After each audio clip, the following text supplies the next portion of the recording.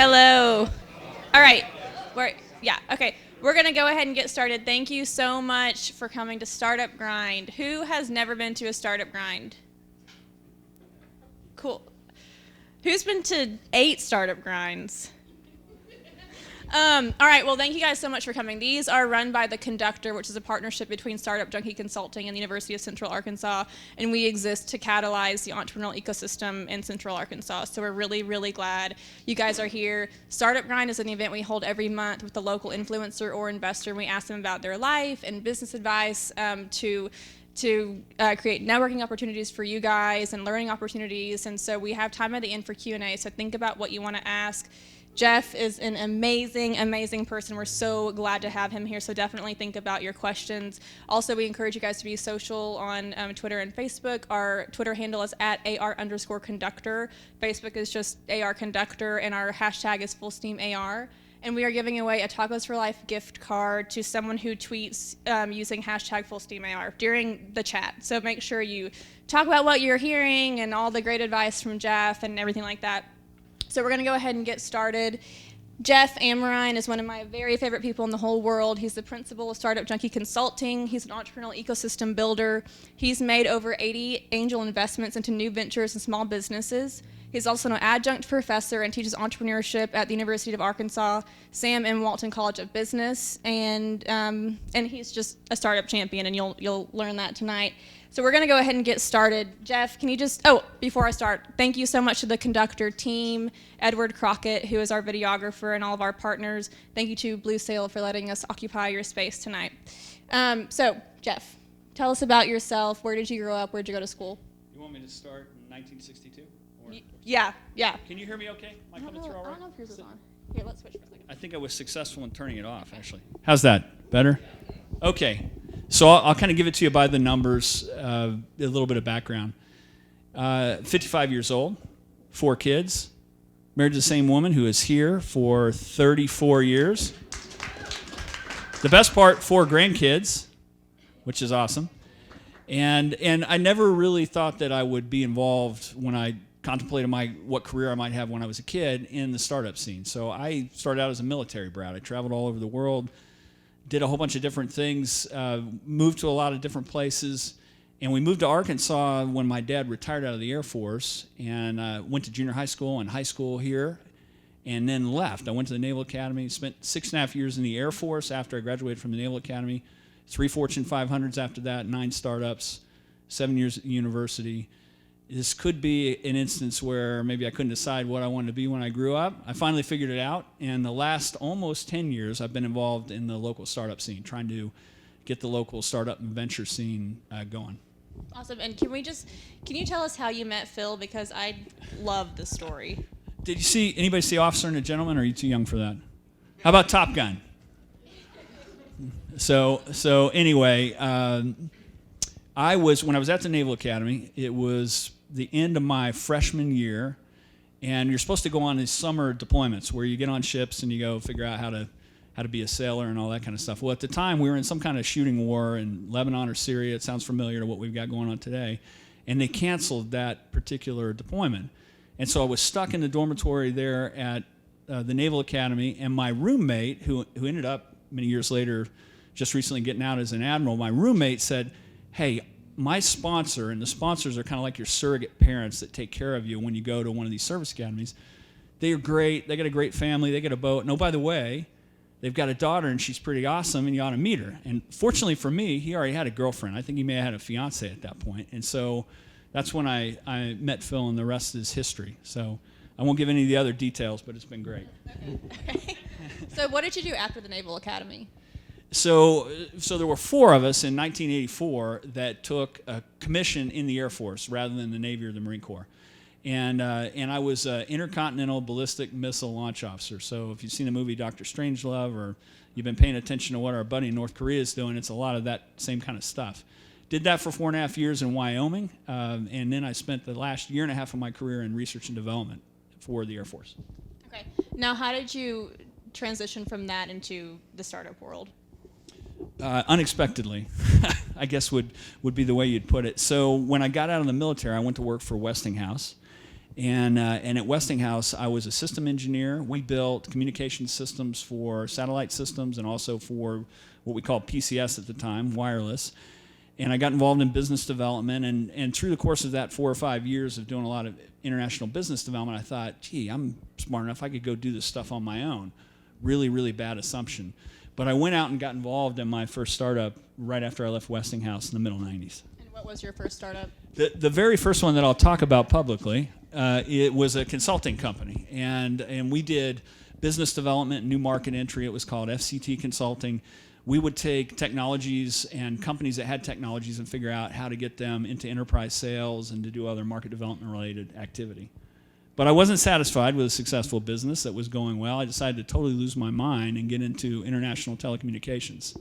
So the next business, which was an operating company, was a FCC licensed international carrier where we would provide international calling services around the world. And can you talk about what your journey was like in those companies and what happened? It was long hours and low wages for a long time. So if you really want to make a lot of money, startups are not always the best place to do it. But what I learned along the way was some fundamentals about building a good team, about getting revenues out in front of expenses, about what to spend money on and what not to spend money on, about how to make sure that you've got good contracts in place and operating cash flows and all that kind of stuff. So it was a whole variety of lessons. The most fundamental lesson was that the team is everything. Build a great team and the team will excel. It's never really about the individual entrepreneur. It's about the kind of people they put on the team. Can you elaborate on that? Yeah. What is it? I mean, how do you build an entrepreneurial team? I think the first thing is if you've got to have a starting point is a really strong thought about why you're doing what you're doing. So that entrepreneurial culture or that business culture, why do you exist? What do you intend to be? What's your vision for some time frame out? What's the mission day to day? What are you going to do? And what are those core values? It sounds like a lot of sort of collegiate academic stuff. Building the right kind of culture at the outset makes all the difference. We didn't pay a lot of attention to that in a couple of these companies initially. We just thought it was all about we're going to go sell, we're going to get it done, we're going to make a lot of money. If you don't pay attention to the culture, you'll find that it over time, it can be a corrosive thing. You don't get the kind of people you want. You don't keep the kind of people you want. You're focused on the wrong thing. So having the right culture and then hiring or firing based on that culture is really important. Okay. Now, how did you get from that startup to Arkansas? Yeah, so I became a little, in this ergo of the name, I became a little bit of a deal junkie along the way. I found out that my place in an operating startup was really to be the person that could see the opportunity, put together the initial team, get the initial customers, get the revenue going, raise some money, but I wasn't a great operator. I needed someone that could be a really good operator. So I began to position myself in the 90s as somebody that was sort of a deal setup guy. I could get the thing going, then I would bring the operators in and I'd figure out how to make an exit. At some point or another, after doing that for a number of years, traveling around the world, the very last startup I did when I was in Maryland was a joint venture between Deutsche Telekom and SAIC to build another strategic consultancy. And we were based in Annapolis, Maryland. It was kind of a dream job. It was an awesome opportunity. We were dealing with companies from Israel and from Japan, a lot of different places. But I began to think, my parents are elderly and they're living in Arkansas, and my kids, and I had one more on the way at that point, we're only getting to see them twice a year. So after being out here to visit them in September of, I think, 2000, I did a monster board search, and I said, I wonder if there's any kind of gainful employment in North Arkansas or Northwest Arkansas that would bring me back to the state. And I was lucky enough to find a senior position with American Freightways, which became FedEx Freight, and that's what brought me back to the state. So it was a monster board story as much as anything else. I left behind the last startup that I'd worked on in Maryland, and mostly because I wanted to be closer to family. Okay, now how did you get from Harrison up to Northwest Arkansas? So I was there. American Freightways was a great place to work when I moved back there. It was run by the Garrison family. It was publicly traded, but it was like a $2 billion startup. We attacked the marketplace. You had a very strong culture there. It was the fastest growing less than truckload company in America from 1982 to 2000. And it was awesome working for the family. If we wanted to deploy new technology and we could build a business case, things happened very quickly. When FedEx took over, much bigger corporation, much more sort of oversight from a corporate standpoint, things slowed down a lot.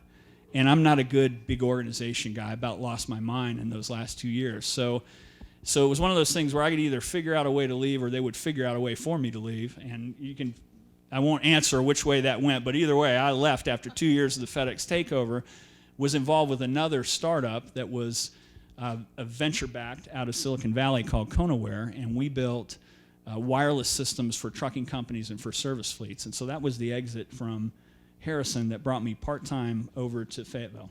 Okay. And now, before my next question, I completely forgot, Jeff, I'm sorry. If you are in the innovation leadership class, Jeff Sanders' class, meet right after the chat in room 317 in the College of Business. Right? All right. Okay. So now you're in Fayetteville. Yep. So talk about how does your journey then take you to entrepreneurial ecosystem building? Well, this is another one of those things of chasing shiny objects or getting bored real easy and thinking about what I wanted to do next. So we'd done this Silicon Valley-based startup. We did what sometimes is called a lift out of the team, which was software focused, to combine with a company called Amerine out of New Zealand. Once that was complete, my fund meter was kind of pegged out on that whole deal. The fun part of the deal was done. And I really wanted to do something different. I thought at some point before I died, I wanted to teach at the collegiate level. I wanted to get involved in something completely different. So over Christmas break, and I think this would have been in 2007 timeframe, going into 2008, I looked on the University of Arkansas site, and they had a position open for a technology licensing officer. And I thought, I could probably do that. Maybe I'll send them a resume. It sounds like a fun thing to do. And I ended up getting that job. And it was sort of an individual contributor job at the time, but I thought this will be great, and it'll give me some freedom to do other things. And eventually, along the way, had an opportunity to teach entrepreneurship, which was great, and kind of got pulled into the Innovate Arkansas program shortly thereafter. So what year was that about? 2008. That was actually October of 2008 when I got pulled into Innovate Arkansas. Okay, so in 2008, what was entrepreneurship at that point? I mean, obviously right now it's a huge buzzword, but what was it at that time? It was kind of a wasteland in many respects in the state, and only because, not because the potential wasn't here, but it was mostly because a lot of the big businesses in the state were still focused on geographic expansion. A lot of the investors were interested in real estate deals because it was a really overheated real estate market. And so some of the ingredients were not really there. People didn't want to know anything about scary, high-risk startups. They didn't want to know about digital anything. It was very difficult if you were in the life sciences space. It was just tough environment. And that's progressively changed over this time frame. So how did Innovate Arkansas find you to be this champion in Northwest Arkansas? Well, it was interesting. I'd known Ted Dickey, who was a former Stevens guy, and Mike Smith from the Arkansas Venture Forum, just a little bit. And I hadn't known Tom Dalton, but when they launched that program, which came out of Accelerate Arkansas, and it was a result of the Millikan Institute study saying that we needed to do more with technology ventures, they were doing sort of a whirlwind tour around the state, talking to the tech transfer offices at the universities. And they popped in there, and I got to know those guys, and we were talking about the technologies that were of interest and the research that was happening there. And along the way, Tom Dalton was pretty forward. He's from New York. He's not originally from Arkansas, so if you know New Yorkers, you can kind of get the sense of that. But he kind of pulled me aside, and he said, hey, why don't you quit this university thing and come work for us? And I'd been there about 6 months, and I'm like, I don't think I can do that. I do have short attention span, but I think I ought to stay with the university for a while. And I thought about it after we'd had that conversation. I went back to him and I said, how about if I stay at the university and work on this stuff on the side, and I clear it with the university to make sure it's okay, because it seems like it would be additive. It would help the university's mission, and it might be something they'd be okay with. And it was. And so it began as this sort of side hustle while I was at the university that grew into what became Startup Junkie and all that followed. So, I mean, looking back, that was a hugely pivotal moment. I mean, in your life and honestly, the life of Arkansas's entrepreneurial ecosystem. So, I mean, what did you do from that point?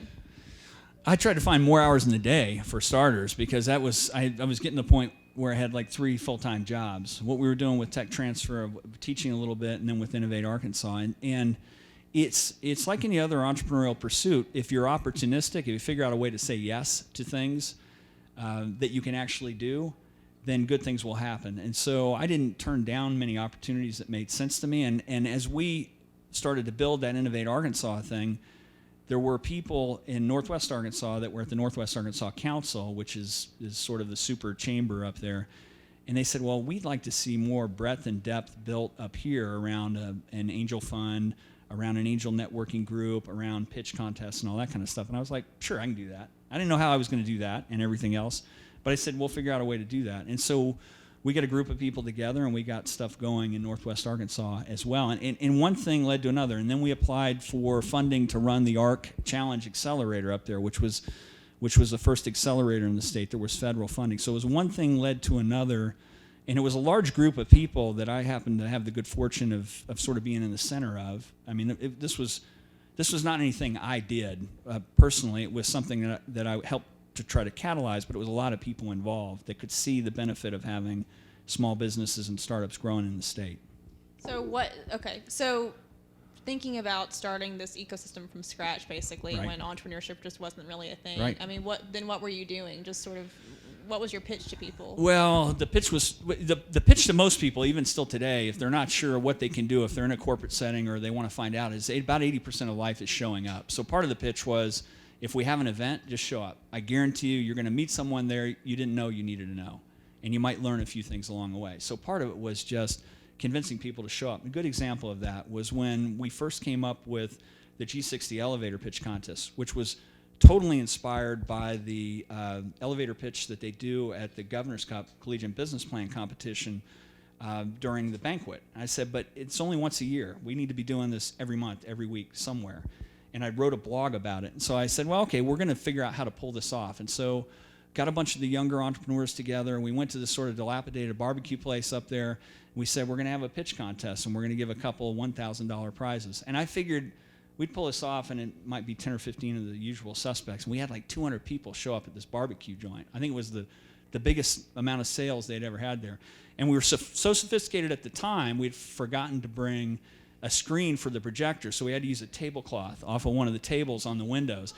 And it was a cappella, right? We didn't have an AV system, so it was like I was having to shout like I was on a ship or a submarine to communicate. But it worked, and that became kind of a regular thing where people came out. And part of it was, if the key that we've learned as much as anything else is, before you spend money on the heavy infrastructure and the capital equipment and the spaces and whatnot, if you can get the community going by having a regular cadence of events and activities, that's the place to start, because you build the demand. So we started having that kind of stuff all the time, every couple of weeks. Okay, and so how did you then transition into doing Startup Junkie full time? So again, this is sort of an accidental business, and I was kind of kicking and screaming. I didn't want to have another legal entity. It seemed like a big headache. I was just sort of Schedule C on my tax as a sole proprietorship when it was a side hustle. And Winrock, to their credit, being a big organization, kind of a multinational nonprofit, they said, listen, you're a knucklehead. You need to have a legal entity. Go get an LLC. And I'm like, yeah, okay. I know that I need to do that. And so I registered an LLC, a limited liability company with the state, and I wanted to call it something mundane like, Amerine Ventures or Amerine Consulting. But it turns out I had a cousin that has my same last name that already had that name. So I was thinking, I've got to name it something else. And so, all right, what am I going to do? And I was inspired by this radio show that I used to listen to a lot when I was in the D.C. area called The Sports Junkies.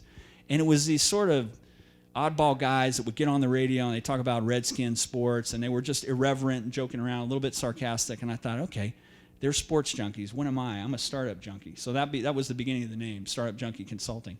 But it was really this idea of capturing the fact that there's people that are constantly dissatisfied with the status quo. They want there to be change, economic change. They want to build something new, and that's kind of the way I always felt about what I had pursued. When I was most happy, it was when I was pursuing a new idea or trying to commercialize something. So did that satisfy your need for needing to do different things your restlessness that you encountered in your other jobs? Was that satisfied in Startup Junkie? It's the job that took me 35 years to get to that I always needed. So all the rest of the way was sort of this process to get me to the point of exactly where I needed to be, which was in this sort of consulting, coaching, mentoring, catalytic role. The thing I love best about what we do is it's never just one kind of company we deal with. One day we'll be dealing with a company that's working on nanomaterials. The next day it's medical devices. The next day it's food or beverage. So it's constant stimulation across a whole bunch of different kinds of companies. And for me, that's the most fun. And then getting to work with amazing people like Kim and Jeff and Glenn and Keaton and the whole team. Okay, so talk about what Startup Junkie does then. So Startup Junkie Consulting is it's interesting management consulting model. It's like McKinsey or KPMG or Ernst & Young.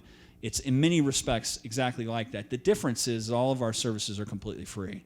So, and you think about that and you're like, what a stupid business model. Who would ever do that? And I wouldn't recommend it to anybody. It's a terrible idea. Don't do it.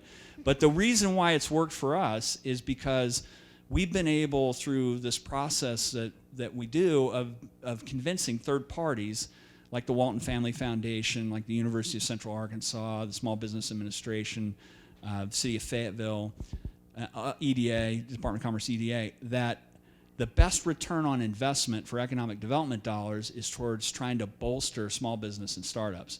Because as it turns out, over the course of the last 20 years, somewhere between 2 out of every 3 and 85% of all net new jobs come from small business and startups. And the other piece, which doesn't get talked about enough, is that most of the new innovation and the competitive advantage that occurs for big businesses is coming from startups because they've got the agility and the cost structure to do things more quickly. So, did I answer your question or I just ramble on? No, that was perfect. That felt like a political answer there. I'm not running for governor. So. No. Well, talk about, so Jeff, you are being so humble because I'll tell you, as long as I've been in even the periphery of entrepreneurship, your name has been at the center of it as someone who really started entrepreneurship in Arkansas. I mean, when I started Startup Grind, you're the first person I thought of to be a speaker. So, I mean, talk about, something I love about you is how altruistic you are, and I know that you do things because you know it's the right thing to do. Right. But can you talk about the power of giving back and how you think that's sort of shaped this movement? Yeah, and so it's interesting. So 2 of my favorite books that kind of informed some of that, and I was never able to really put a finger on it. It's not necessarily a spiritual thing, but I believe it's important. Adam Grant wrote this book called Give or Take, and he did an analysis. He's a Wharton professor, but he did this analysis of the kind of success people had where they figure out how to help the other person first without thinking about what sort of reciprocity or what's in it for them as part of the equation. So they're not transactional. And so when I started thinking about a lot of the things we do, an awful lot of what we did, we would help people, we would try to move people down the road just to see them succeed without any concern about what sort of percentage would be in it for us. And so I think that informs the culture that we've tried to build with Startup Junkie. I mean, our purpose is to inspire and educate through innovation and entrepreneurship to improve lives around the world. That's what we try to do every day. That's the whole reason why we exist. So I think it's super important to try to be helpful first and not worry about what's in it for you. And do you think that you're improving lives? I think so. Yeah, I mean, I think, so what's the measure of that? Some of it's anecdotal, people, where you can see companies like RevUnit would be a good example. These are 2 guys that would have built a great business anyway, but they started that company working out of the Bentonville Library. They now employ 100 people.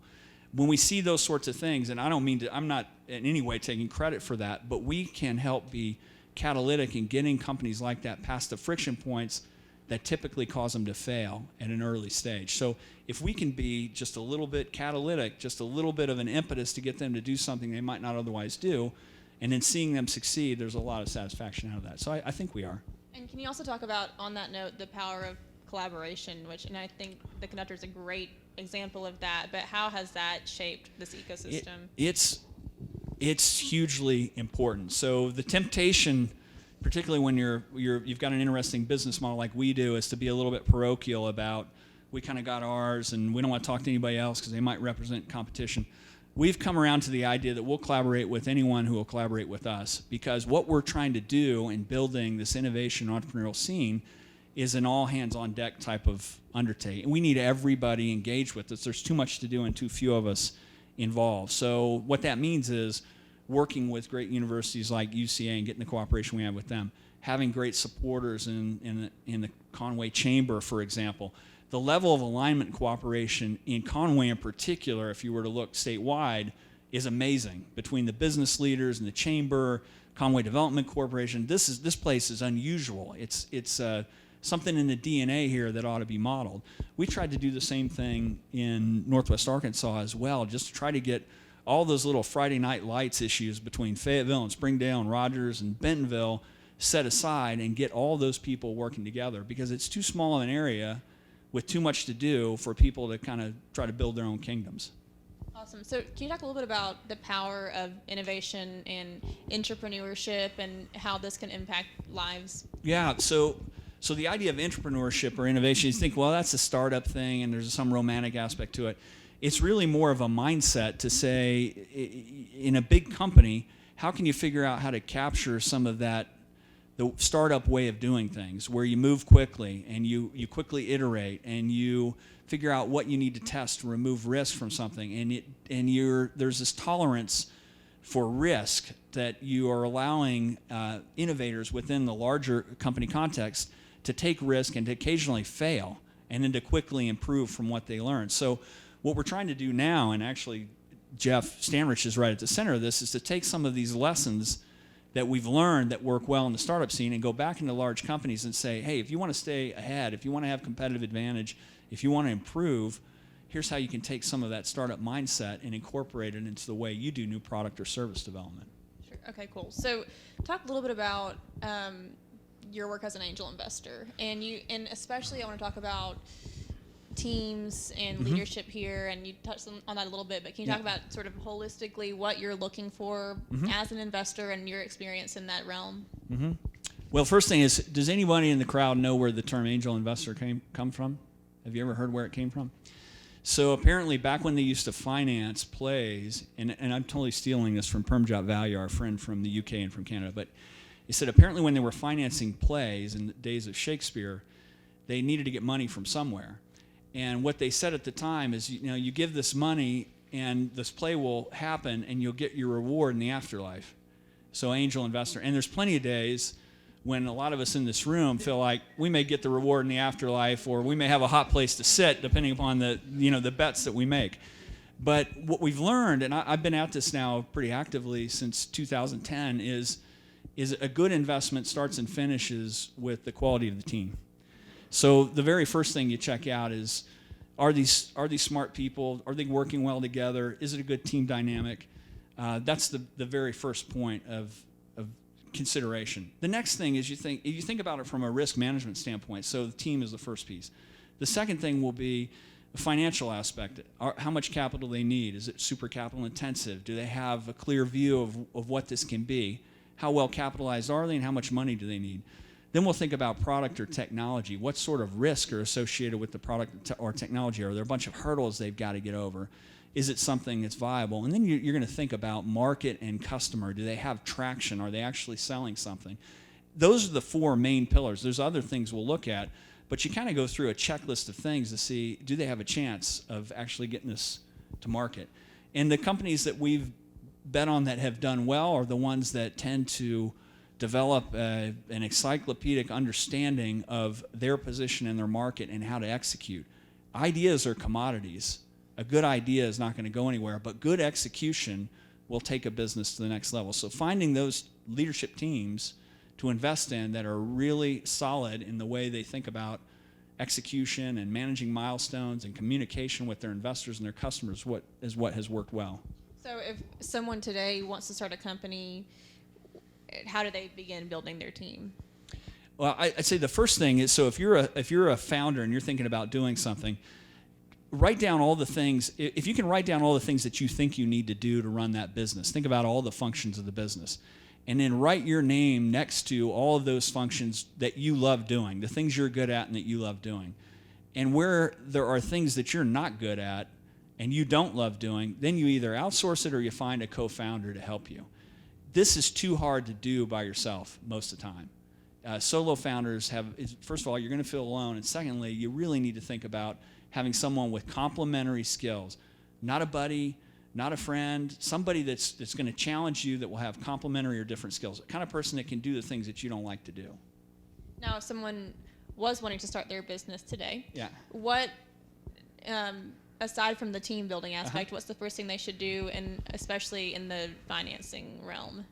Well, I said the very first thing, if they want to start something, is they ought to go through an assessment as to whether or not they're solving a problem that anyone really cares about. So where we will typically send people out is we'll say, here's the lean startup methodology. This is what the lean canvas looks like. Go out and do some really good customer development to find out, is this a problem that anyone really cares about, and would they pay for it? So the guidance we give is talk to 100 people that are not family members or friends and ask them really good open-ended questions that avoid that confirmation bias. You want to avoid having people give you the answers that you want. You have to kind of divorce yourself from the love you have of your own ideas and be sort of mercenary about listening to what the market tells you. That's the very first step.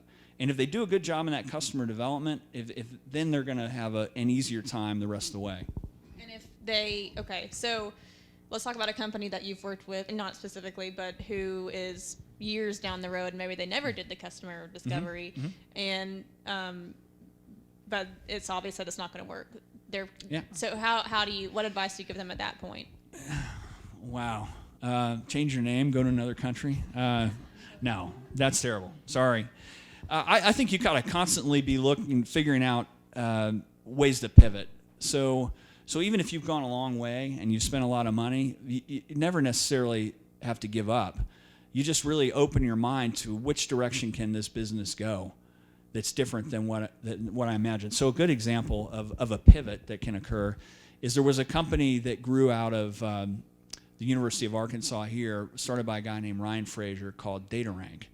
And DataRank was a social listening platform to where initially they were saying we can predict better than the Wall Street analyst what the earnings are going to be for these 100 publicly traded retail and apparel firms. That was specifically what they focused on.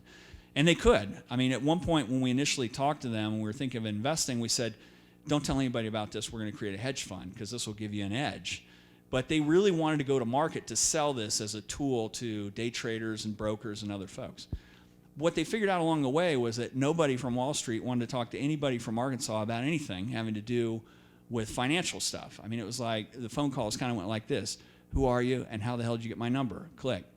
And so what they did instead was they pitched one night at the Natural State Angel Association, and there was a guy in the audience who was the customer insights director for Procter & Gamble. And he listened to their presentation. He was a very intuitive guy. And he said, well, if you could do that for financial services, you could also do that for consumer packaged goods, right? To give us that kind of insight and that intel so that we know what the customers are saying and what they want to do about a certain product. And within 2 weeks, DataRank had built something that was targeted for these consumer packaged goods companies, and their first customer was Procter & Gamble. So that was a case where they'd gone a long way. They'd built the tech. They'd already raised some investment, and they found out the market they were heading towards wasn't going to make any sense. So it's never too late to pivot. You know, entrepreneurs never really run out of money. They just run out of time. And think about that for a minute. I mean, they do run out of money, but the point is they didn't get down the road far enough finding a business model fit before they ran out of money. That's the whole idea. Now, in DataRank's case, they did. So, and to follow up on pivoting, sure. How often do you think a business should reevaluate their mission and goals and how well they've executed things? And because it's easy to get stale. It is. Well, I think you need to. So there's this, as companies get bigger, there's this sort of constant push-pull between the need to be innovative and the need to take care of existing customers through operational excellence, through improving how you deliver. I think that it needs to be kind of a constant process of reinvention, because particularly today, when I first got into technology in the late 1980s and early 1990s, an enterprise would buy a piece of capital equipment and they would depreciate it over maybe 10 to 15 years. And so the product life cycles were long enough that it was a manageable process. Today, a lot of this stuff, the technology is a lot less expensive, and it's been commoditized to the extent that those product life cycles are really short. So as a business, any kind of business, you need to constantly realize somebody in a garage somewhere is working to eat your lunch. And so you better figure out how to have at least a portion of your team thinking about what's coming next. And you can do that either through internal innovation and new product creation or through acquisition. But I think you got to be doing that on a regular basis all the time. Now, let's talk about failure for a second as well. Yep. So what is your advice in that regard, and is failure a bad thing? Failure is part of the game. And here, I'll give you a little bit of context on that too. So people realize that the startup failure rate is really high, and anybody that's done more than one startup, unless you're just amazing and really lucky, and even those who are, have probably failed more than they've succeeded. Most ventures fail, either because the market conditions are wrong, or the team was wrong, or the product was wrong, or whatever the case may be.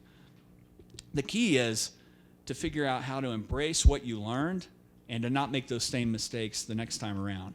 Failure, there's going to be lots of failures on the pathway towards success. And I think it's Mark Cuban says you only have to be right one time, because he failed a lot before he got it right with the big exit that he had during the telecom boom. So you got to embrace failure. That's part of it. The whole lean startup process is all about failing fast and iterating. So proving or disproving your assumptions about a business without spending a lot of money. For some of the early failures that I had, and I had a few, we spent a ton of money and then failed, and it was really, really painful. What you want to do is make small iterations as you're going through to test your ideas as quickly and as efficiently as you can, and then to improve upon those as you go.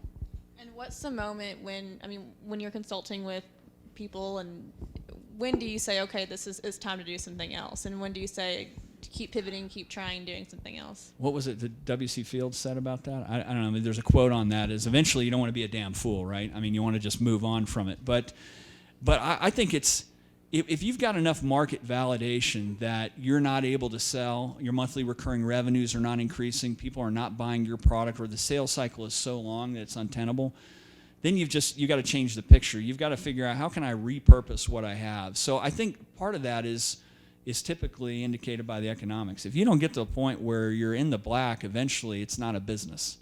You've got to get to break even as quickly as possible in a business, or at least where you're in a position where if you wanted to be profitable, you could. There may be instances where you continue to pour money in because you're trying to gain market share. But if you don't get to that point where your sales are not increasing on a regular basis, it may be time to look to do something else. And I will say, though, the one caveat I'll give is, if you're in something like a life sciences or a biotech, you may never get to sales. There's other milestones that you use in those kind of industries. For conventional businesses, you got to get to the point where you're covering your costs and where the business is growing. And most good businesses start and finish with sales. If sales aren't working, nothing else will work well either. So let's talk about success now. Okay.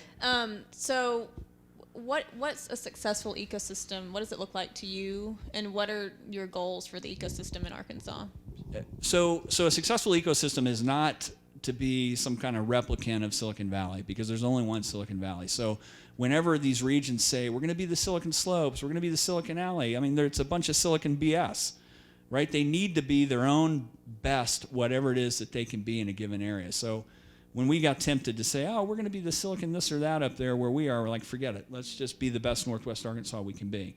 But what success means is when you've got these four main pillars that are really solid, and that is, you're doing a good job on talent development, attraction, and retention. That's both technology talent, but it's just founder talent in general. You've got this supply of people that are willing to get out and try to build ventures.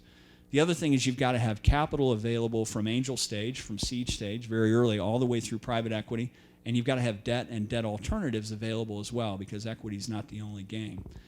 The third pillar is entrepreneurial culture. So coming out to events like this, having these sorts of events nearly every day somewhere in the state, to where this becomes part of the fabric of the community. People get comfortable coming out to these sorts of meetings.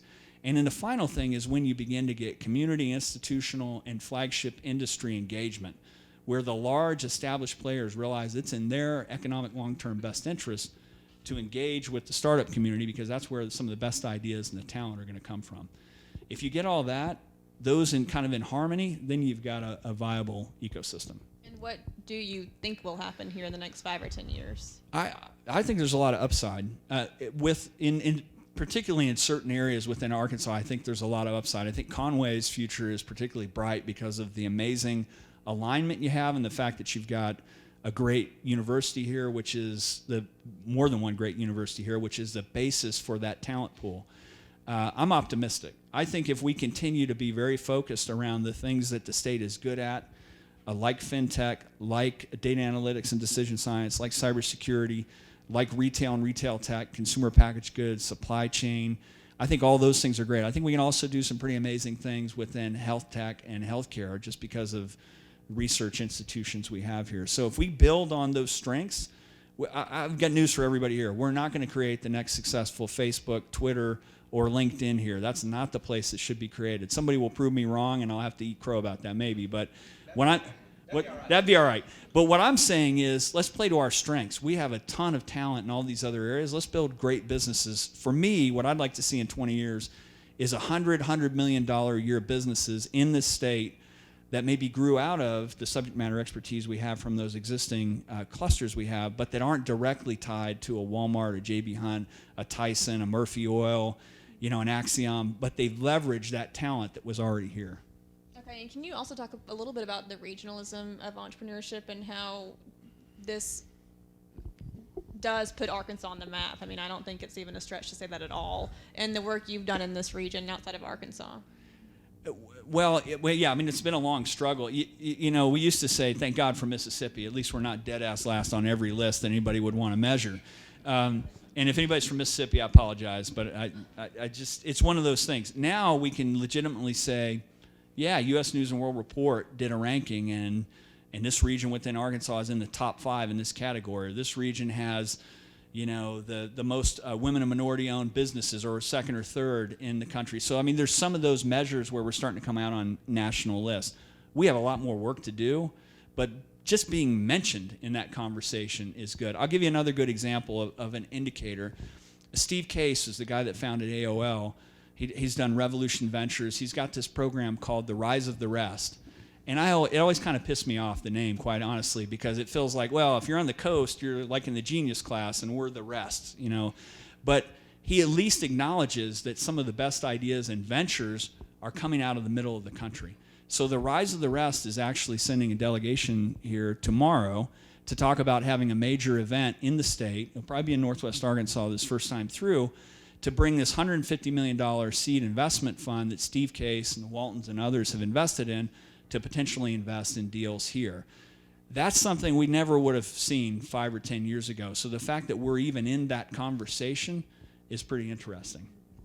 All right, we're going to open it for questions, but I have one more for Sure. you. And this is something that we just talk about a lot, and I always try to ask in these chats, but I'm particularly interested in your answer.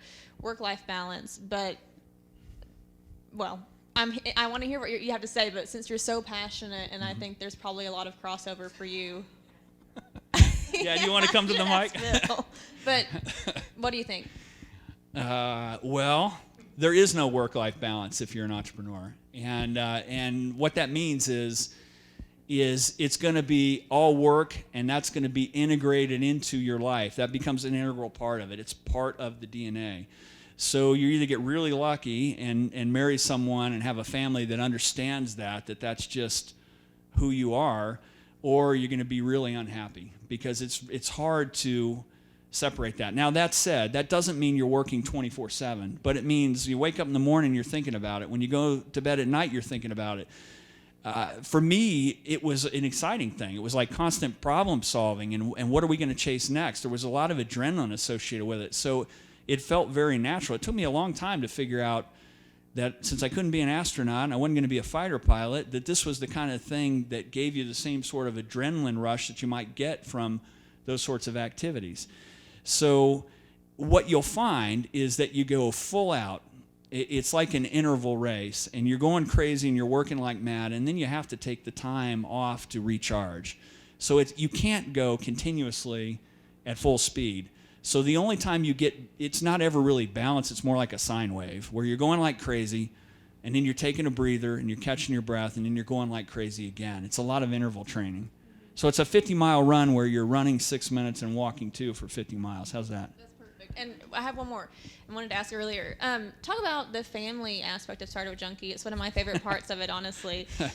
How did that happen? Yeah, nepotism is alive in the Startup Junkie team, so we'll just go right there and say that. So Phyllis and I, my wife and I, were the original co-founders of Startup Junkie. We worked on it together, and we've worked in a lot of businesses together. And at one point, when I was helping run the Gravity Fund, my daughter, who's an Air Force lawyer and Air Force JAG, was actually doing some of the fund management stuff for us, the administration. So family's always been important to me. I never had the opportunity to work with my dad in a business because he was a military guy, and as time went on and Startup Junkie started to become a thing, I needed somebody that I knew I could trust, that would be able to be very methodical and process-driven to be our director of operations, our COO. My son, who at the time was an Air Force officer and he was a contracting officer, had project management skills. I kind of made him an offer he couldn't refuse. I said, hey, how about you come back and do this stuff? You can do all the inside, kind of get the processes in place and make sure we're getting paid, and I'll work to help build the business. And it worked out well. I knew I could trust him. I remembered him when he was brand new and when he was 3 years old. And there's times when you have to kind of get over that. When you're in the business, it's sort of founder and COO versus father and son. But it's been super important to us. It hasn't always been easy, but we've figured a way through it. And to the credit of the other people that are in the business with us, it's not one of these things where you always got to wonder who's the relative in charge. And I've been in businesses like that. It's sort of a dialogue of equals. Brett and I don't agree on a lot of things. Sometimes Brett and Jeff might agree on something and they'll have to sway me, but there's a collegiality that has to develop amongst the team to where it doesn't matter who you're related to, you're going to make the best decision based on the information you have. But family's a big part of it. I'd hire them all if they wanted to work for me. And the grandkids too, because they're good entertainment. Perfect. Okay, we're going to open it for questions. I think I made you guys a couple minutes late. Yes? So you touched on this a little bit about using this think like a startup and innovation and entrepreneurship in the large company. We have a number of folks here who are nonprofits, state institutions, Yep. small state agencies, institutions of higher ed, and what have you. Talk specifically about the value of this approach in that environment. So really, the whole lean startup mindset, that approach to innovation, and really kind of design thinking, it's all it is what we all learned in the 5th grade. It's the scientific method. You go into any issue that you want to take on, whether it's a new project, a new market opportunity, with the idea that you're going to challenge all of your assumptions and figure out a methodical way to test and quickly learn what's going to work and what's not going to work. So if you're in a nonprofit and you want to take on a new project or a new initiative, that lean canvas methodology will work just as well for an existing nonprofit that wants to roll something new out as it would for a new venture or a new business. Same for a large corporation. You got a new product, a new service you want to roll out. Use that same methodology and that same thinking to figure out, is this really going to make sense? Is this solving a problem that customers really would pay for? How do we know? And gathering the evidence associated with that. I think that's the whole bit of it. A lot of times we want to try to assign that to it's all about new ventures. It's not. It's any new product or service any company or nonprofit would want to deploy. Yes. Will you tell me the value of free marketing? The value of free marketing. The value. Ask the question again. The value of free marketing may be zero, depending on who's doing it. So, in this day and age, we have Facebook. Oh, yeah, okay. Sometimes you have to Yep. pay that. Yep. Facebook, word of mouth, things like that. Sure. That value in a startup versus not marketing on those. I get your question. It's huge. Earned media and social media and anything that you can do, that whole world has been democratized. So since we've got ease of access to where somebody can get a bunch of Instagram followers or a bunch of people to follow them on Twitter or a LinkedIn or whatever it is, hugely valuable if you know to do it well. So long as you use the principle of I'm going to be helpful to that constituency or that audience first, and I'm not going to try to sell them something. So the trick to that, in my opinion, is become a thought leader by providing useful information that may or may not be directly tied to trying to sell someone a new product or service. Then you get the following. You establish that credibility. The other thing that's part of that is earned media. If you start to be recognized as somebody the press can call because you'll talk to them and you'll say meaningful things that might be relevant to something they want to cover without trying to sell them on something, you'll get a ton of earned media. So newspaper articles, TV stations, all that kind of stuff. Do that to the maximum extent possible before you ever pay for any advertising. I think it's huge. What do you think about paying someone for SEO, even in a startup? I think that's not a bad idea if you've qualified that group, and if they've got a good track record, and if they're familiar with what you're trying to do. That might not be particularly if you don't know anything about SEO, SEM type of stuff. It wouldn't be bad to have the expertise to help you. Yes, sir. Jared Lincoln, what would you say to a young business development manager who's trying to figure out how to take his small local business to big time level? So first of all, good on you. I think that's the way to think. And what I would say is find someone that's in a similar business that has gone from a small local operation to regional or national scale. So if you can, and we can probably maybe even help you find the mentors that you're looking for, but having the mentorship of someone that has taken that journey in a similar market segment than what you're in is hugely valuable. Now, the key to that is some of them may be inclined to say, this is my playbook and this is how I did it. So your job in the small business is to talk to enough people and to provide a good founder filter so that you can listen to what they said and then synthesize the key things that you think are going to be meaningful for your business. But talk to as many people as you can that have successfully gone on that journey. You bet. Yeah. I'm Robert Addison. I started a company last summer. It's kind of a catering coffee business. Uh-huh. Event planning type stuff. I'm signing events all the time. I'm in a new city almost every week. Yeah. Or wherever.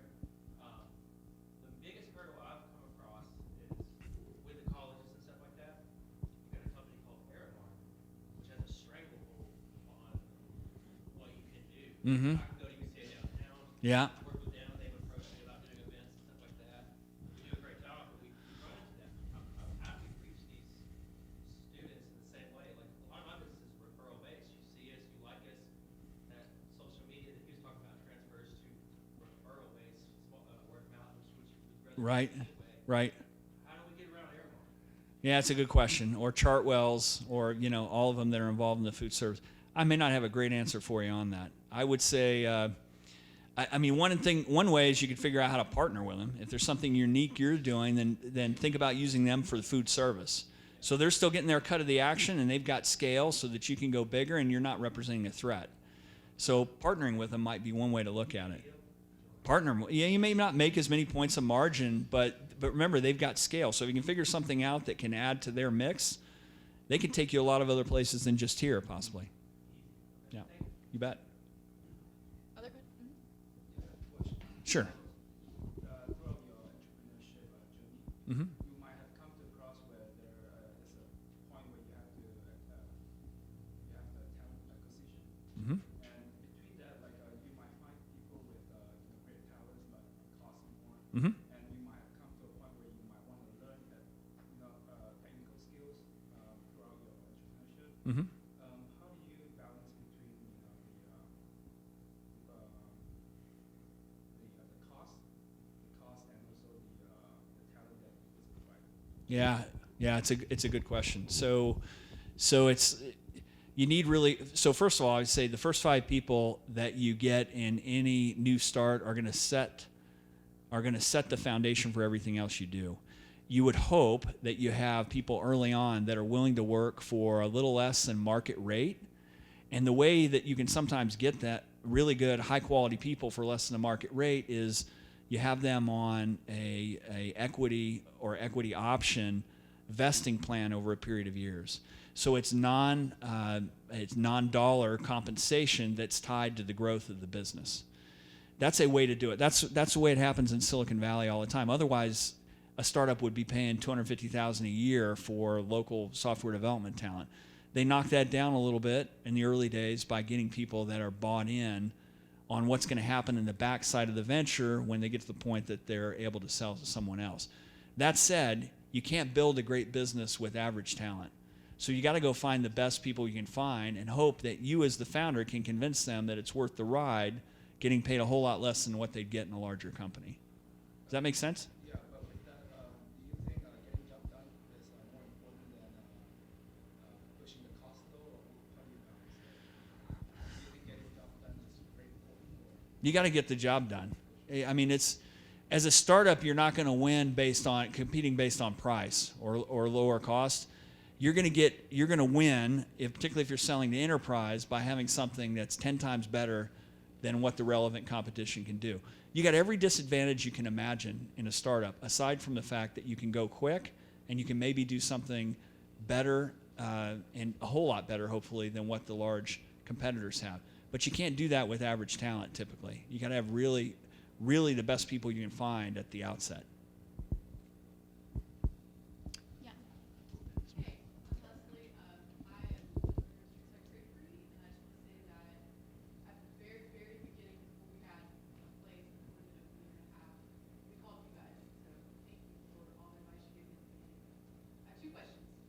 And congratulations on your progress. You bet. Make it past the first year in restaurants for like anyway, the first one is about team development. You kind of touched on that. Mhm. What questions do you ask to get the right people on your team and to kind of keep them there to keep that retention rate? And the second question is more about like legal structure. So if you want to have a nonprofit for, well, in this case, alcohol reasons, how do you structure that in terms of do you have to for-profit LLC own the nonprofit, or what kind of structure, how do you set that up? That's a good question, and I'm not a lawyer on that particular point. So, and I'm not going to practice law tonight, but I will tell you, you can certainly have a nonprofit if it's got a specific social mission. The thing you have to be careful of if you have both is to avoid the appearance or the reality of self-dealing. So you can't, for example, funnel funds through the nonprofit to the for-profit in some kind of way that looks like you're just using the nonprofit for a shell. You've got to be very true to that mission of the nonprofit. You also will want to have a completely independent board of directors and probably an executive director that are independent of anything that happens on the for-profit side to keep you on the straight and narrow. So that's that point. And what was your other question about? Oh, so if you start with that definition of your culture, come up with questions that speak to is this somebody that's going to align with the reason why we exist, our purpose? Is this somebody that gets our vision? Is this somebody that's going to be able to operate against our core values, whatever those are, however you define them? Use that cultural definition. That's not just an academic exercise. It's something that's got to come from your heart that you really believe in. Use that as the basis of the questions you ask. And then the other thing I'd say too is on service businesses, it can be tough, particularly if you're talking about minimum wage or a little higher than minimum wage. The churn and the business you're in can be really difficult. But I think that if you have that right kind of culture, the best people within the service business are going to gravitate towards you. They're going to want to work there because it's going to be an environment where they're going to want to spend their time. So have questions that align to the culture that you believe in and that you define. That's the way Justin George at Apogee, he talks about how they had to go through 3 different iterations. They're an educational technology company in Little Rock. 3 different iterations of their culture to get to the point where he and the other founders were really comfortable that they could hire or fire someone or reward someone on the basis of that culture. So use that as your North Star. All right, one more question. Jessica? Yeah. So you're obviously an amazing consultant because of your experience. Do you recruit other consultants for your? There's 18 of us. How did it was good luck as much as anything else. Yeah, some of all of that. So I'll give you an example. Some people came to the team like Jeff Stanrich, who yeah, exactly. I mean, well known, a lot of experience, sort of senior executive. It had done a whole bunch of things. And Kim, the same way. He's been successful at the Innovation Hub and whatnot. There are other members of our team who started out as interns, for example. So Haley Allgood, who is the executive director of our foundation, I had her in class. What I looked for the young talent was people that were natural problem solvers and had good interpersonal skills and were undaunted by the variety of different things that walk in the door.